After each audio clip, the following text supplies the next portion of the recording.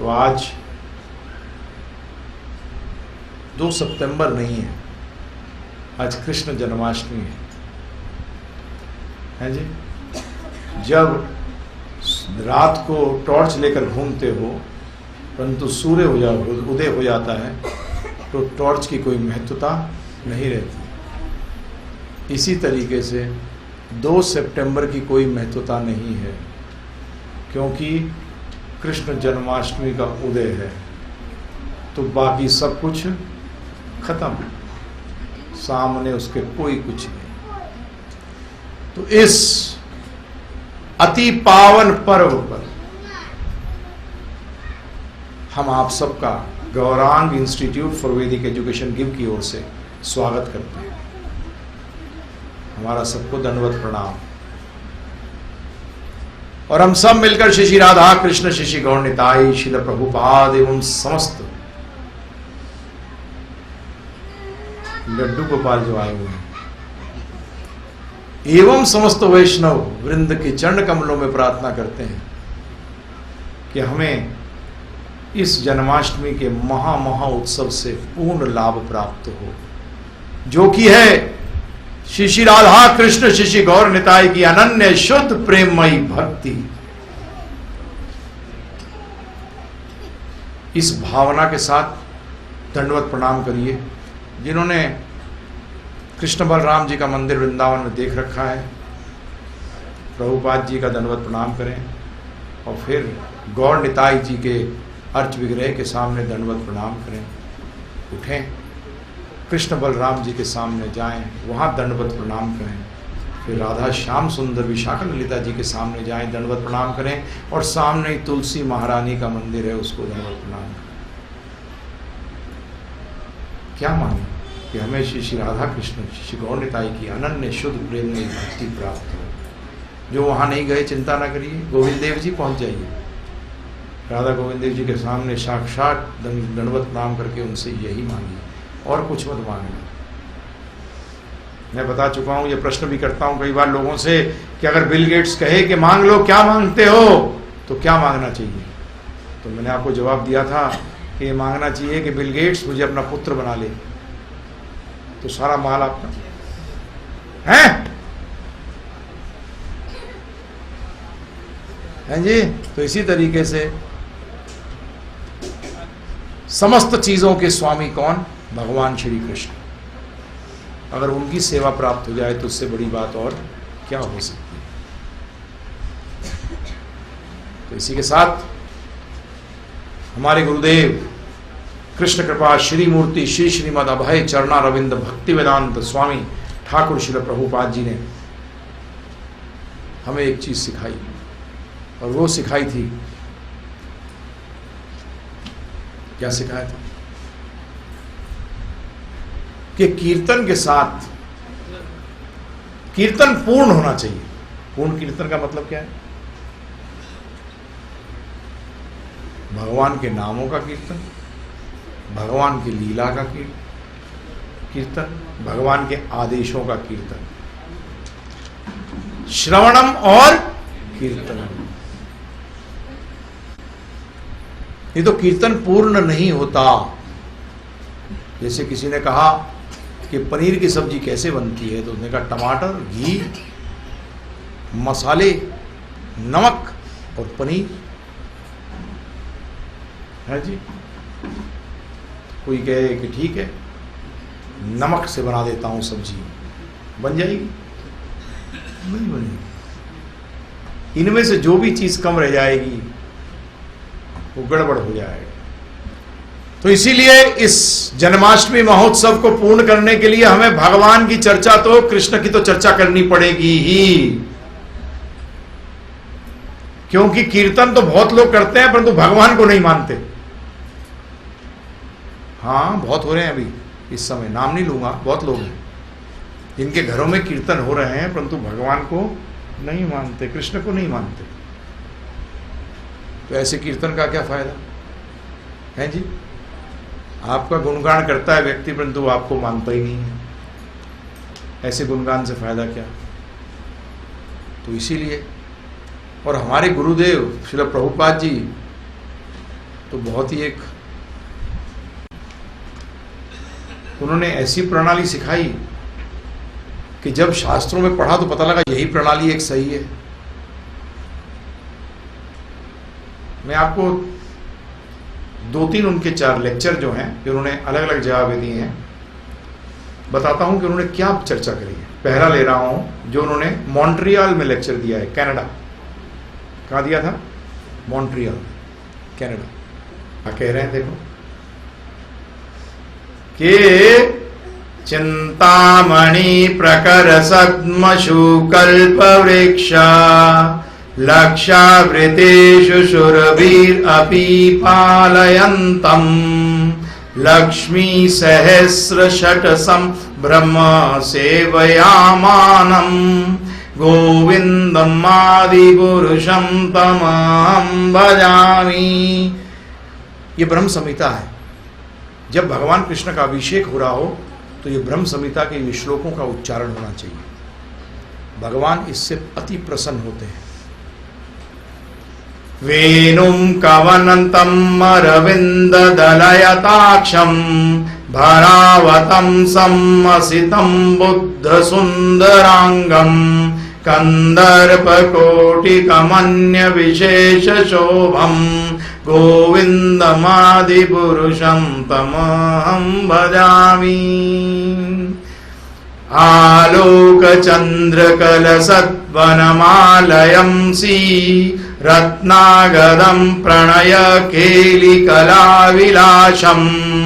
श्यामं त्रिभंगललितं नियतप्रकाशं गोविंदम् आदिपुरुषं तमहं भजामि। अंगानि यस्य सकलेन्द्रियवृत्तिमन्ति पसयन्ति पन्ति कलयन्ति चिरं जगन्ति आनंद चिन्मय सदुज्वल विग्रहस्य गोविंदमादिपुरुषं तमहं भजामि। अब मैं जब गोविंदमादिपुरुषं तमहं भजामि बोलो, आप भी बोल सकते हो सर, बोलिए। गोविंदमादिपुरुषं तमहं भजामि गोविंदमादिपुरुषं तमहं भजामि। गोविंद आदि पुरुष, कौन हो आप? आदि पुरुष। गोविंदमादिपुरुषं तम, तुम्हें, तम अहम भजामि, मैं भजता हूं। भज का मतलब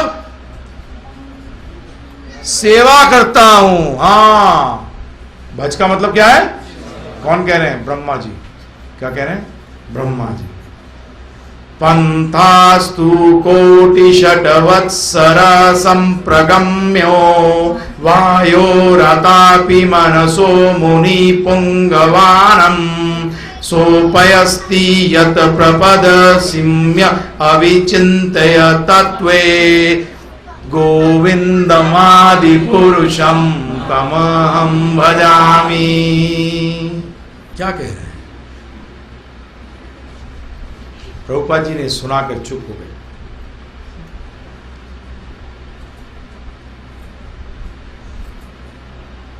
चलिए इसमें एक चीज लेते हैं। अद्वैतम अच्युतम अनादि अनंत रूपम आद्यां पुनरपुरुषं नवयौवन च वेदेषु दुर्लभम् अदुर्लभम् आत्मभक्तौ गोविंदमादिपुरुषं तमहं भजामि। क्या कह रहे हैं? अद्वैत्यम अच्युतम अनादि अनंत रूपम। अद्वैत का मतलब क्या होता है? उन जैसा दूसरा कोई नहीं है। अलग नहीं जी, अलग का मतलब दूसरे भी अलग अलग हैं।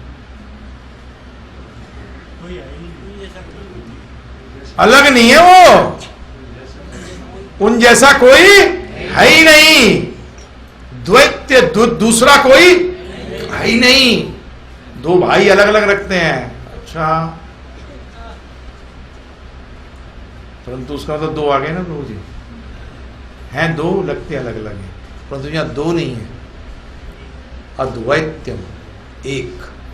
जब ये ब्रह्म भगवान की एक परिभाषा क्या है, उन जैसा कोई नहीं, मतलब उनके बराबर कोई नहीं और उनसे श्रेष्ठ कोई नहीं। बराबर में कंपटीशन होती है, श्रेष्ठ में दासत्व आता है, कंपटीटर भी नहीं है उनका कोई और उनसे कोई श्रेष्ठ भी नहीं। अद्वैत अच्युतम, अच्युतम का मतलब कभी भी क्या होता है, डिके, खत्म, पतन कभी नहीं होता, कुछ भी कमी नहीं आती उनके कार्य में, उनके उनमें कोई भी कमी नहीं आती। अच्युतम, अनादिम, अनादिम का मतलब जिनका कोई शुरुआत नहीं है। समझो, आगे कहते हैं अनंत, अनंत का मतलब अनंत रूपम, ओहो, जिनके अनंत रूप हैं। जिनके कितने रूप हैं? पहला शब्द क्या पढ़ा था? अद्वैतम, कुछ दूसरा नहीं। और फिर क्या पढ़ा? अनंत रूपम, कितने रूप हैं? अब प्रभु जी आप तो हमें घुमा रहे हो, जहां घूम जाओ समझ लो वही भगवान है, जहां समझ नहीं आए तो क्या समझो?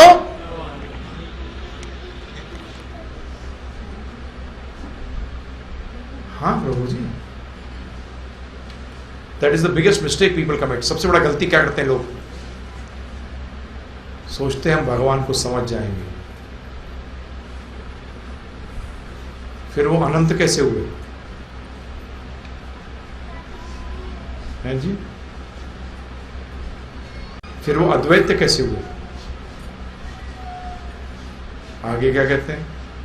आद्याम, एक बात है, अनंत को अगर संधि विच्छेदन करें तो न अंत इति अनंत, तो भी अनंत नहीं है, उसका कोई अंत नहीं, तो भी अनंत। हाँ, परंतु यहां अनंत रूपम बोला है। क्या बोला है? रूपम बोला। अनंत रूपम, अनंत क्या है?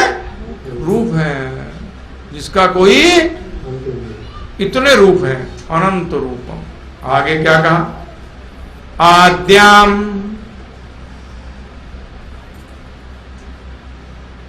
आद्याम मतलब शुरुआत, पुनः पुराण पुरुषम, शुरुआत में वही थे और सबसे पुराने पुरुष हैं, सबसे पुराने।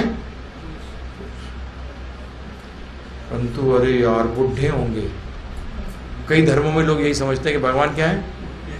सफेद दाढ़ी, सफेद बाल, उसका मतलब इनके ऊपर तो समय का प्रभाव है, उसका मतलब समय उनसे श्रेष्ठ हो गया। समझिए इस बात को, समय उनसे श्रेष्ठ हो गया क्योंकि समय का प्रभाव पड़ा, बुढ़े हो गए। उसका मतलब बुढ़े की जो भी प्रॉब्लम है सब उनको होनी चाहिए। परंतु भागवत क्या कहता है? नव यौवनाच, यौवन है पुराण पुरुषम और सबसे यौवन, और कैसा बीच में एक शब्द आया नव, नव का मतलब न्यू, हर स्वयं नए। हमारा यौवन क्या होता है? बढ़ रहा है, कम हो रहा है? कम हो रहा है। किसकी तरफ बढ़ रहे हो? किसकी तरफ? बुढ़ापे की तरफ बढ़ रहे हो। पैदा होती किसकी तरफ बढ़ते हो प्रभु जी? आप कहोगे जवानी की तरफ। नहीं, जवानी कैसे बोल सकते?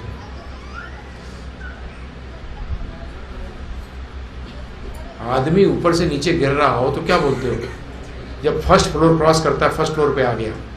अरे नहीं भाई, वो गया। अगर चौथे मंजिल से गिर रहा हो तो क्या कहते हो? Third, second, first.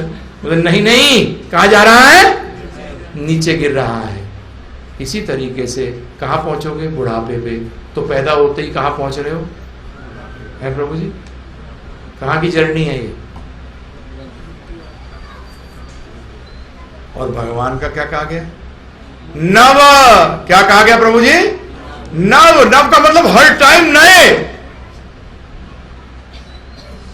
उसका मतलब क्या हुआ? ध्यान में सुनिए, पुरानी चीजों से बोर हो जाते हो। जैसे मेरी धर्म पत्नी कहती है, अपनी शक्ल देख देख के बोर हो जाते हैं। कुछ ऐसा सिस्टम नहीं है नाक चेंज करते हैं,